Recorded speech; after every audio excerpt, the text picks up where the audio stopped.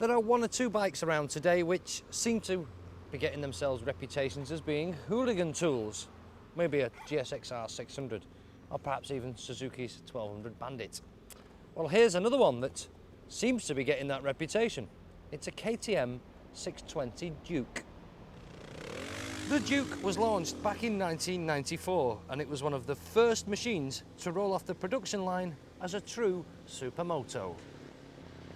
As we all know, a supermoto machine is basically a motocross type bike which has been adapted for riding or even racing on the tarmac.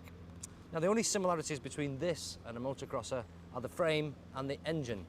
It's a 4-stroke single cylinder which is actually 609 cc's and not 620 as the name suggests.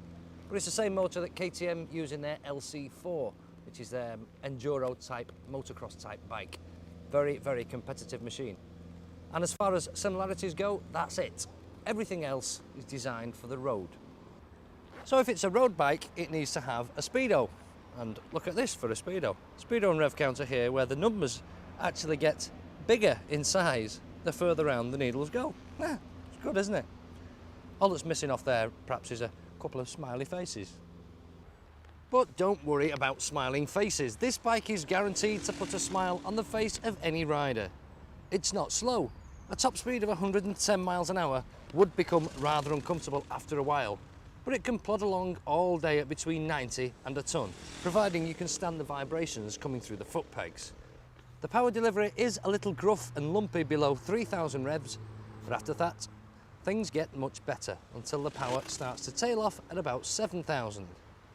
45 brake horsepower may not sound too impressive, but when you realise that this machine only weighs a touch over 140 kilos, it's more than enough to have an absolute ball. If you look at any supermoto bike, you'll usually find a big, hefty front brake. Well, just look at the size of this one, missus. Look at that, 320mm disc there. Big, isn't it? Being gripped by this Brembo 4-pot caliper. Very, very good brakes, very sharp, great stopping power. Helps, of course, by this steel braided hoses as standard on this, with a nice plastic coating. So the front brake should never really get soft or saggy at all, spongy or anything like that. Well, we're at the front, upside down forks, pretty good. White power suspension on this unit tucked away there underneath the seat. And if I just tip it off its main stand, you'll see that it's quite a long travel on the suspension on this. This is a road bike, remember. 160mm of travel on the front, and at the back is 170mm, which is much more than your standard road bike. But it's stiff enough to let you know what's going on with the tyres, but it still manages to give you a fairly smooth ride over a bumpy road.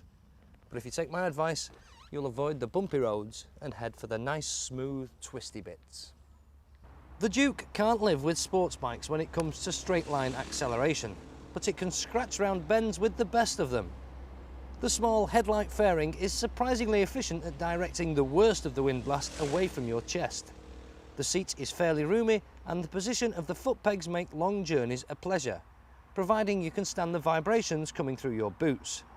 Although with a tank capacity that only allows about 80 miles before switching to reserve, you'll never go too many hours before being forced to stop. The fuel capacity is the only thing really wrong with this bike. It does everything else pretty well. Nicely finished, quite well built. Nice spoked wheels there on 17-inch rims, very smart. And a nice smart stainless steel exhaust system. Well, we're talking about exhaust, just come and have a look around here. Now, if ever there was a case for having a small number plate, surely that's it. Look at that, it's melted it. But anyway, now a new KTM will cost you about £6,500, so they're not a cheap bike. You can get an import for about 5.8, save a few quid. But they have been around since 1994, so you could pick up a decent second-hand one. This particular model is a 1995 M registered, and this would cost you at dealers about £3,800, £3,900, so a bit less than that if you buy them private. But it's worth possibly avoiding a very early Duke 1994 because they didn't have an electric start. That came a little bit later, so that's well worth considering. So there it is, the Duke. Is it the ultimate nutter's bike? I think it might be. You want to try it, see what you think.